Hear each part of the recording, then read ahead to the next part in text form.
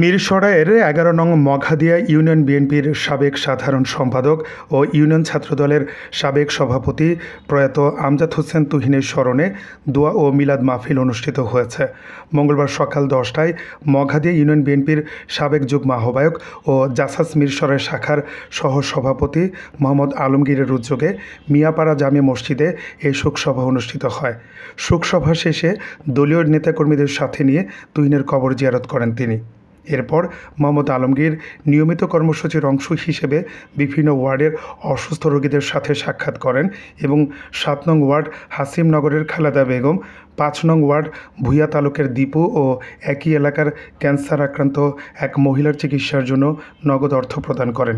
এ সময় ঘর নির্মাণের জন্য ভূঁইয়া তালুকা গ্রামের মোহাম্মদ বেলালকে আর্থিক সহায়তা প্রদান করেন তিনি।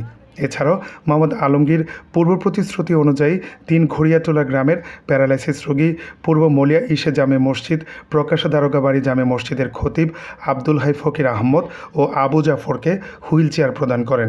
এরপর মোহাম্মদ আলমগীর ডক্টর কামাল উদ্দিন প্রতিষ্ঠিত রেসিডেন্সিয়াল মডেল হাই স্কুল পরিদর্শন করেন এবং স্কুলে আয়োজিত মা সমাবেশে দিক নির্দেশনামূলক বক্তব্য রাখেন। সর্বশেষ দুর্গাপূজা উপলক্ষে আবু তোরাব জগন্নাথ ধাম মন্দিরে নগদ ৩০,০০০ টাকা ও মন্দিরের শোভাবর্ধনের জন্য ফুলের চারা রোপণ করেন।